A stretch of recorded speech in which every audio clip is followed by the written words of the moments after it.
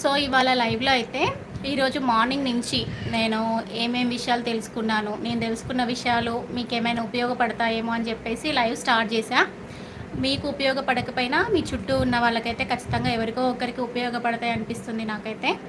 So చిన్న చిన్న విషయాలు, ఓ పెద్ద సాధించే విషయాలు అయితే ఏం కాదు.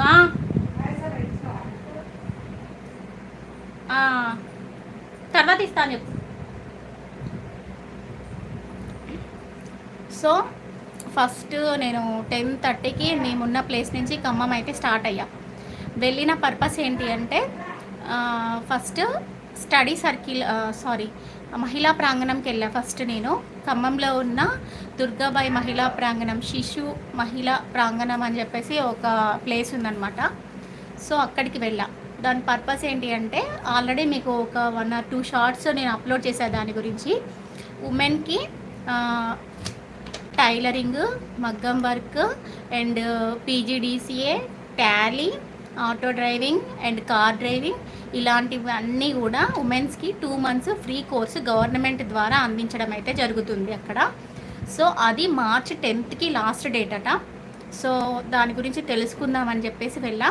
నాకు పాసిబిలిటీ ఉంటే, నాకు ఛాన్స్ ఉంటే నేను కూడా కార్ డ్రైవింగ్ నేర్చుకుందామనే ఇంట్రెస్ట్తో అయితే వెళ్ళి అప్లికేషన్ కోసం అయితే వెళ్ళాను నేను అక్కడికి.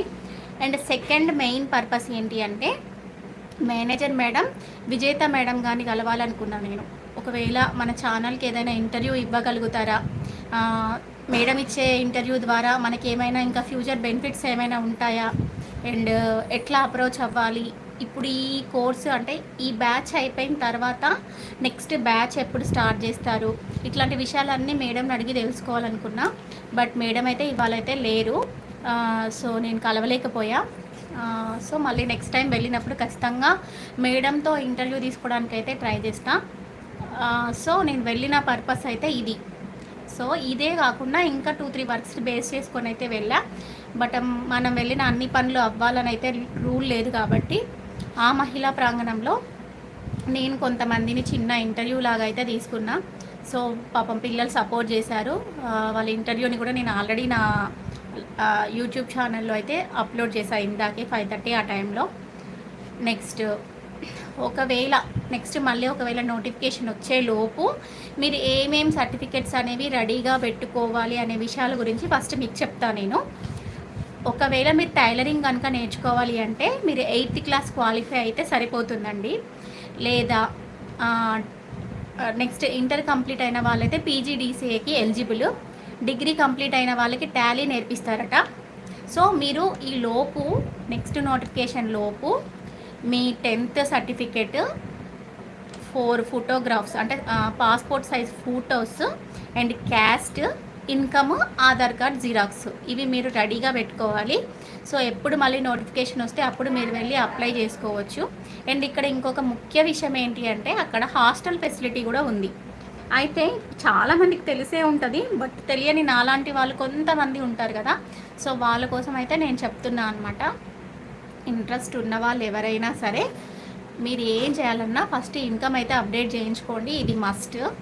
మా ఇంట్లో నేను ఇన్కమ్ అప్డేట్ చేయించుకుంటా అంటే అసలు నీకు ఎందుకు ఇన్కమ్, ఇప్పుడు ఏం చేసుకుంటావు ఇన్కమ్ అని చెప్పేసి అన్నారు. ఎప్పుడో నేను ఎంఎస్సి చేసినప్పుడు ఇన్కమ్ అప్లై చేశా, అదే ఇన్కమ్ ఉంది నాకు. ఇంతవరకు నేను అప్డేట్ చేయించుకోలేదు. బట్ పాసిబిలిటీ ఉన్న వాళ్ళు క్యాస్ట్, ఇన్కమ్, క్యాస్ట్ అప్డేట్ చేయరట. ఒకసారి వస్తే క్యాస్ట్ ఇంకా అదే పర్మనెంట్ క్యాస్ట్ అట. సో ఇన్కమ్ అయితే అప్డేట్ చేయించుకోవాలి. చేయించుకోని వాళ్ళు ఎవరైనా ఉంటే ఇన్కమ్ కంపల్సరీ అప్డేట్ చేయించుకోండి. మీరు ఎవ్రీ ఇయర్ ఇన్కమ్ అయితే అప్డేట్ చేయించుకోవాలి. ఈ ఇన్ఫర్మేషన్ అయితే గుర్తుపెట్టుకోండి. నెక్స్ట్ ఇంకొక విషయం ఏంటంటే కంపల్సరీ మనకైతే అక్కడ ఈరోజు అయితే అడగలేదు, జస్ట్ ఫామ్ ఒకటే ఫిలప్ చేసి మన ఫోన్ నెంబర్ ఇస్తే వాళ్ళు ఈ మంత్ ఎండింగ్ వరకు ఫిల్టర్ చేసుకొని మంత్ ఎండింగ్ కల్లా కాల్స్ చేస్తారట.